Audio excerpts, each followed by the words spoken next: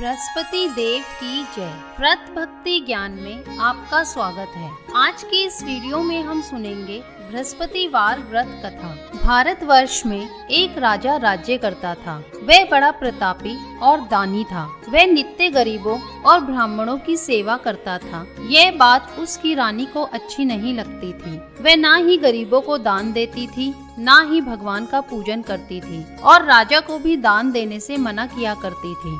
एक समय की बात है कि राजा शिकार खेलने वन को चले गए। घर पर रानी और दासी थी। उस समय गुरु बृहस्पति साधु का रूप धारण कर राजा के दरवाजे पर भिक्षा मांगने आए। साधु ने रानी से भिक्षा मांगी तो वह कहने लगी, हे साधु महाराज, मैं इस दान और पुण्य से तंग आ गई हूँ। आप कोई ऐसा उपाय बताएं जिससे सारा धन नष्ट हो जाए और मैं आराम से रह सकूं। साधु रूपी बृहस्पति देव ने कहा, हे देवी, तुम बड़ी विचित्र हो। संतान और धन से कोई दुखी होता है क्या? अगर तुम्हारे पास अधिक धन है तो इसे शुभ कार्यों में लगाओ जिससे तुम्हारे दोनों लोग सुधरें। परंतु साधु की इन बातों से रानी खुश नहीं हुई। उसने कहा, मुझे ऐसे धन की आवश्यकता नहीं जिसे मैं दान दूं तथा जिसको संभालने में मेरा सारा समय नष्ट हो जाए। साधु ने कहा, यदि तुम्हारी ऐसी इच्छा है तो जैसा मैं तुम्हें बताता हूँ तुम वैसा ही करना। बृहस्पतिवार के दिन तुम घर को गोबर से लीपना, अपने केशों को पीली मिट्टी से धोना, केशों को धोते समय स्नान करना, राजा से हजामत बनाने को कहना, भोजन में मांस मदिरा खाना, कपड़ा धोबी के यहाँ धुलने डालना। इस प्रकार 7 बृहस्पतिवार करने से तुम्हारा समस्त धन नष्ट हो जाएगा। इतना कहकर साधु बने बृहस्पति देव अंतर्धान हो गए। साधु के कहे अनुसार करते हुए रानी को केवल 3 बृहस्पतिवार ही बीते थे कि उसकी समस्त धन संपत्ति नष्ट हो गई। भोजन के लिए परिवार तरसने लगा। एक दिन राजा रानी से बोला, हे रानी, तुम यहीं रहो, मैं दूसरे देश को जाता हूँ क्योंकि यहाँ पर मुझे सभी जानते हैं, इसलिए मैं कोई छोटा कार्य नहीं कर सकता। ऐसा कहकर राजा परदेश चला गया। वहाँ वह जंगल से लकड़ी काट कर लाता और शहर में बेचता। इस तरह वह अपना जीवन व्यतीत करने लगा। इधर राजा के बिना रानी और दासी दुखी रहने लगी। एक समय जब रानी और दासियों को 7 दिन बिना भोजन के रहना पड़ा तो रानी ने अपनी दासी से कहा, हे दासी, पास ही में मेरी बड़ी बहन रहती है, वह बड़ी धनवान है, तो उसके पास जा और कुछ ले आ ताकि थोड़ी बहुत गुजर बसर हो जाए। दासी रानी की बहन के पास गई। उस दिन बृहस्पतिवार था। रानी की बहन उस समय बृहस्पतिवार की कथा सुन रही थी। दासी ने रानी की बहन को अपनी रानी का संदेश दिया, लेकिन रानी की बहन ने कोई उत्तर नहीं दिया। जब दासी को रानी की बहन से कोई उत्तर नहीं मिला तो वह बहुत दुखी हुई। उसे क्रोध भी आया। दासी ने वापस आकर रानी को सारी बात बता दी। सुनकर रानी ने अपने भाग्य को कोसा। उधर रानी की बहन ने सोचा कि मेरी बहन की दासी आई थी परंतु मैं उससे नहीं बोली, इससे वह बहुत दुखी हुई होगी। कथा सुनकर और पूजन समाप्त कर वह अपनी बहन के घर गई और कहने लगी, हे बहन, मैं बृहस्पतिवार का व्रत कर रही थी। तुम्हारी दासी आई, परंतु जब तक कथा होती है तब तक ना उठते हैं ना बोलते हैं, इसलिए मैं नहीं बोली। कहो दासी, क्यों गई थी? रानी बोली, बहन, हमारे घर अनाज नहीं था। ऐसे कहते कहते रानी की आंखें भर आई। उसने दासियों समेत भूखा रहने की बात भी अपनी बहन को बता दी। रानी की बहन बोली, बहन देखो, बृहस्पति देव भगवान सबकी मनोकामना पूर्ण करते हैं। देखो, शायद तुम्हारे घर में अनाज रखा हो। यह सुनकर दासी घर के अंदर गई तो वहाँ उसे एक घड़ा अनाज का भरा मिल गया। उसे बड़ी हैरानी हुई क्योंकि उसने एक एक बर्तन देख लिया था। उसने बाहर आकर रानी को बताया। दासी रानी से कहने लगी, हे रानी, जब हमको भोजन नहीं मिलता था तो हम व्रत ही तो करते थे, इसलिए क्यों ना इनसे व्रत और कथा की विधि पूछ ली जाए, हम भी व्रत किया करेंगे। दासी के कहने पर रानी ने अपनी बहन से बृहस्पतिवार व्रत के बारे में पूछा। उसकी बहन ने बताया, बृहस्पतिवार के व्रत में चने की दाल और मुनक्का से विष्णु भगवान का केले की जड़ में पूजन करे तथा दीपक जलाए, पीला भोजन करे तथा कथा सुने। इससे गुरु भगवान प्रसन्न होते हैं, मनोकामना पूर्ण करते हैं। व्रत और पूजा की विधि बताकर रानी की बहन अपने घर लौट आई। रानी और दासी दोनों ने निश्चय किया कि बृहस्पति देव भगवान का पूजन जरूर करेंगे। 7 रोज बाद जब बृहस्पतिवार आया तो उन्होंने व्रत रखा। घुड़साल में जाकर चना और गुड़ बीन लाई तथा उसकी दाल से केले की जड़ तथा विष्णु भगवान का पूजन किया। अब पीला भोजन कहाँ से लाए? दोनों बड़ी दुखी हुई, परंतु उन्होंने व्रत किया था इसलिए बृहस्पति देव भगवान प्रसन्न थे। एक साधारण व्यक्ति के रूप में वे 2 थालों में सुंदर पीला भोजन लेकर आए और दासी को देकर बोले, हे दासी, यह भोजन तुम्हारे लिए और तुम्हारी रानी के लिए है, इसे तुम दोनों ग्रहण करना। दासी भोजन पाकर बहुत प्रसन्न हुई। उसने रानी को सारी बात बताई। उसके बाद से वे प्रत्येक बृहस्पतिवार को गुरु भगवान का व्रत और पूजन करने लगी। बृहस्पति भगवान की कृपा से उसके पास धन हो गया, परंतु रानी फिर पहले की तरह आलस्य करने लगी। तब दासी बोली, देखो रानी, तुम पहले भी इस प्रकार आलस्य करती थी, तुम्हें धन रखने में कष्ट होता था, इस कारण सभी धन नष्ट हो गया।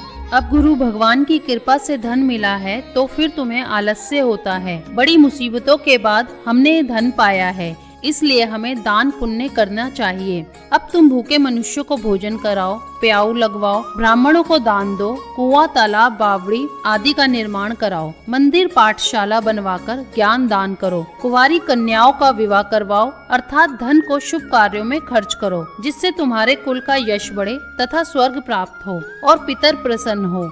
दासी की बात मानकर रानी शुभ कार्य करने लगी। उसका यश फैलने लगा। एक दिन रानी और दासी आपस में विचार करने लगी कि ना जाने राजा किस दशा में होंगे। उनकी कोई खोज खबर भी नहीं है। उन्होंने श्रद्धा पूर्वक बृहस्पति भगवान से प्रार्थना की कि राजा जहाँ कहीं भी हो शीघ्र वापस आ जाए। उधर राजा प्रदेश में बहुत दुखी रहने लगा। वह प्रतिदिन जंगल से लकड़ी बीन कर लाता और उसे शहर में बेचकर अपने दुखी जीवन को बड़ी कठिनता से व्यतीत करता। एक दिन दुखी हो अपनी पुरानी बातों को याद करके वह रोने लगा और उदास हो गया। उसी समय राजा के पास बृहस्पति देव साधु के वेश में आकर बोले, हे लक्कड़हारे, तुम इस सुनसान जंगल में किस चिंता में बैठे हो, मुझे बतलाओ। यह सुन राजा के नेत्रों में जल भर आया। साधु की वंदना कर राजा ने अपनी संपूर्ण कहानी सुना दी। महात्मा दयालु होते हैं। वे राजा से बोले, हे राजा, तुम्हारी पत्नी ने बृहस्पति के प्रति अपराध किया था, जिसके कारण तुम्हारी ये दशा हुई। अब तुम चिंता मत करो, भगवान तुम्हें पहले से अधिक धन देंगे। देखो, तुम्हारी पत्नी ने बृहस्पति का व्रत प्रारंभ कर दिया है। अब तुम भी बृहस्पतिवार का व्रत करके चने की दाल व गुड़ जल के लोटे में डालकर केले का पूजन करो। फिर कथा कहो या सुनो, भगवान तुम्हारी सब मनोकामना को पूर्ण करेंगे। साधु की बात सुनकर राजा बोला, हे प्रभु, लकड़ी बेचकर तो इतना पैसा नहीं बचता जिससे भोजन के उपरांत कुछ बचा सकूं। मैंने रात्रि में अपनी रानी को व्याकुल देखा है। मेरे पास कोई साधन नहीं जिससे उसका समाचार जान सकूं। फिर मैं कौन सी कहानी कहूँ, ये भी मुझको मालूम नहीं। साधु ने कहा, हे राजा, मन में बृहस्पति भगवान के पूजन व्रत का निश्चय करो, वे स्वयं तुम्हारे लिए कोई राह बना देंगे। बृहस्पति के दिन तुम रोजाना की तरह लकड़ियां लेकर शहर में जाना। तुम्हें रोज से दुगना धन मिलेगा, जिससे तुम भली भांति भोजन कर लोगे तथा बृहस्पति देव की पूजा का सामान भी आ जाएगा। धीरे धीरे समय व्यतीत होने पर फिर बृहस्पतिवार का दिन आया। राजा जंगल से लकड़ी काट कर शहर में बेचने गया। उसे उस दिन और दिनों से अधिक धन मिला। राजा ने चना, गुड़ आदि लाकर बृहस्पतिवार का व्रत किया। उस दिन से उसके सभी क्लेश दूर हुए।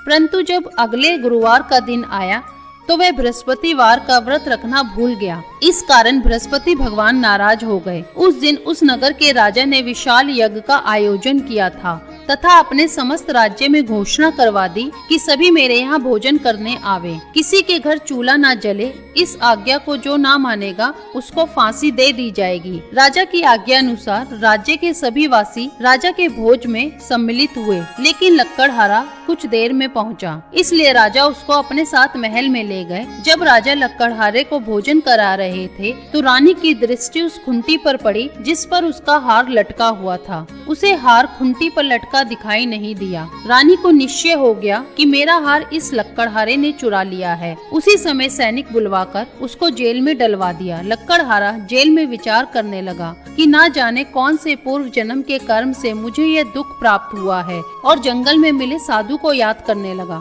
तत्काल बृहस्पति देव साधु के रूप में प्रकट हो गए और कहने लगे, अरे मूर्ख, तूने बृहस्पति देवता की कथा नहीं की, उसी कारण तुझे ये दुख प्राप्त हुआ है। अब चिंता मत कर, बृहस्पतिवार के दिन जेल खाने के दरवाजे पर तुझे 4 पैसे पड़े मिलेंगे, उनसे तू बृहस्पतिवार की पूजा करना तो तेरे सभी कष्ट दूर हो जाएंगे।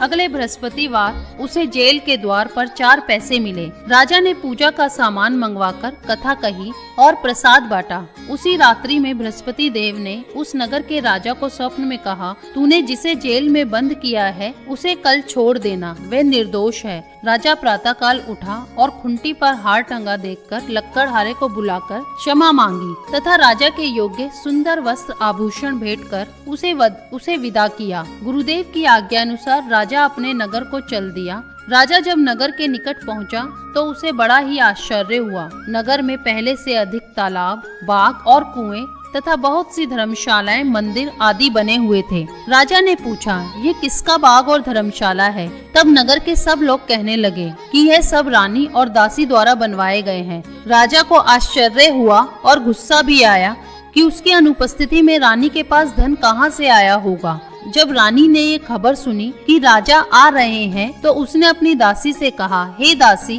देख, राजा हमको कितनी बुरी हालत में छोड़ गए थे। वे हमारी ऐसी हालत देखकर लौट ना जाएं, इसलिए तू दरवाजे पर खड़ी हो जा। रानी की आज्ञा अनुसार दासी दरवाजे पर खड़ी हो गई और जब राजा आए तो उन्हें अपने साथ महल में लिवा लाई।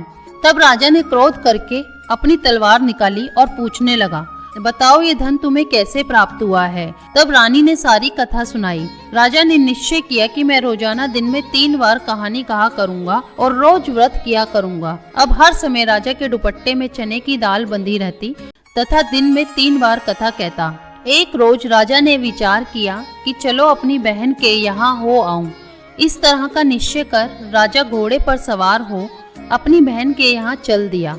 मार्ग में उसने देखा कि कुछ आदमी एक मुर्दे को लिए जा रहे हैं। उन्हें रोककर राजा कहने लगा, अरे भाइयों, मेरी बृहस्पतिवार की कथा सुन लो। वे बोले, लो, हमारा तो आदमी मर गया है, इसको अपनी कथा की पड़ी है। परंतु कुछ आदमी बोले, अच्छा कहो, हम तुम्हारी कथा भी सुनेंगे। राजा ने दाल निकाली और कथा कहनी शुरू कर दी। जब कथा आधी हुई तो मुर्दा हिलने लगा और जब कथा समाप्त हुई तो राम राम करके वह मुर्दा खड़ा हो गया। राजा आगे बढ़ा। उसे चलते चलते शाम हो गई। आगे मार्ग में उसे एक किसान खेत में हल चलाता मिला। राजा ने उससे कथा सुनने का आग्रह किया, लेकिन वह नहीं माना। राजा आगे चल पड़ा। राजा के हटते ही बैल पछाड़ खाकर गिर गए तथा किसान के पेट में बहुत जोर से दर्द होने लगा। उसी समय किसान की माँ रोटी लेकर आई।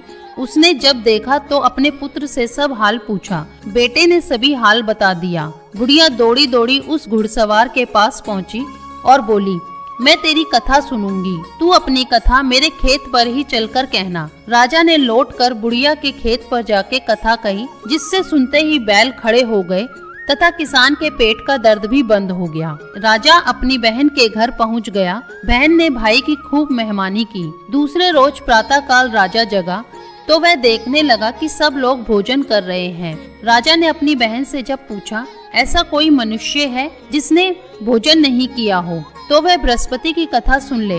राजा ने अपनी बहन से पूछा, ऐसा कोई मनुष्य है जिसने भोजन नहीं किया हो जो मेरी बृहस्पतिवार की कथा सुन ले। बहन बोली, हे भैया, ये देश ऐसा ही है, यहाँ लोग पहले भोजन करते हैं, बाद में कोई अन्य काम करते हैं। फिर वह एक कुम्हार के घर गई जिसका लड़का बीमार था। उसे मालूम हुआ कि उसके यहाँ 3 दिन से किसी ने भी भोजन नहीं किया है।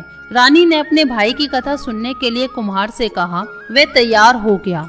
राजा ने जाकर बृहस्पतिवार की कथा कही, जिसको सुनकर उसका लड़का ठीक हो गया। अब तो राजा को प्रसन्नता होने लगी। एक दिन राजा ने अपनी बहन से कहा, हे बहन, अब मैं अपने घर जाऊंगा, तुम भी तैयार हो जाओ। राजा की बहन ने अपनी सास से अपने भाई के साथ जाने की आज्ञा मांगी। सास बोली, हाँ चली जा, मगर अपने लड़कों को मत ले जाना, क्योंकि तेरे भाई के कोई संतान नहीं होती है। बहन ने अपने भाई से कहा, हे भैया, मैं तो चलूंगी, मगर कोई बालक नहीं जाएगा। अपनी बहन को ही छोड़कर दुखी मन से राजा अपने नगर को लौट आया। राजा ने अपनी रानी से सारी कथा बताई और बिना भोजन किए वह शैया पर लेट गया। रानी बोली, हे प्रभु, बृहस्पति देव ने हमें सब कुछ दिया है, वे हमें संतान अवश्य देंगे। उसी रात बृहस्पति देव ने राजा को स्वप्न में कहा, हे राजा, उठ, सभी सोच त्याग दे, तेरी रानी गर्भवती है। राजा को ये जानकर बड़ी खुशी हुई। 9वें महीने में रानी के गर्भ से एक सुंदर पुत्र पैदा हुआ। तब राजा बोला, हे रानी, स्त्री बिना भोजन के रह सकती है, परंतु बिना कहे नहीं रह सकती। जब मेरी बहन आए तो तुम उससे कुछ मत कहना। रानी ने हाँ कर दिया। जब राजा की बहन ने ये शुभ समाचार सुना तो वह बहुत खुश हुई तथा बधाई लेकर अपने भाई के यहाँ आई। रानी ने तब उसे आने का उलाहना दिया। जब भाई अपने साथ ला रहे थे तब टाल गई, उनके साथ ना आई और आज अपने आप ही भागी भागी बिना बुलाए आ गई। तो राजा की बहन बोली, भाई, मैं इस प्रकार ना कहती तो तुम्हारे घर औलाद कैसे होती। बृहस्पति देव सभी की मनोकामना पूर्ण करते हैं। जो सद्भावना पूर्वक बृहस्पतिवार का व्रत करता है एवं कथा पढ़ता है और सुनता है और दूसरों को सुनाता है, बृहस्पति देव उसकी सभी मनोकामनाएं पूर्ण करते हैं, उनकी सदैव रक्षा करते हैं। जो संसार में सद्भावना से गुरुदेव का पूजन एवं व्रत सच्चे हृदय से करते हैं, उनकी सभी मनोकामनाएं वैसे ही पूर्ण होती है जैसे सच्ची भावना से रानी और राजा ने बृहस्पति देव की कथा का गुणगान किया था। तो उनकी सभी इच्छाएं बृहस्पति देव जी ने पूर्ण की। अनजाने में भी बृहस्पति देव की उपेक्षा ना करें, ऐसा करने से सुख शांति नष्ट हो जाती है। इसलिए सबको कथा सुनने के बाद प्रसाद लेकर जाना चाहिए। हृदय से उनका मनन करते हुए जयकारा बोलना चाहिए। तो बोलिए बृहस्पति भगवान की जय। अगर वीडियो पसंद आई हो कमेंट बॉक्स में बृहस्पति देव की जय लिखें। वीडियो को लाइक शेयर करें और चैनल को सब्सक्राइब करना ना भूलें।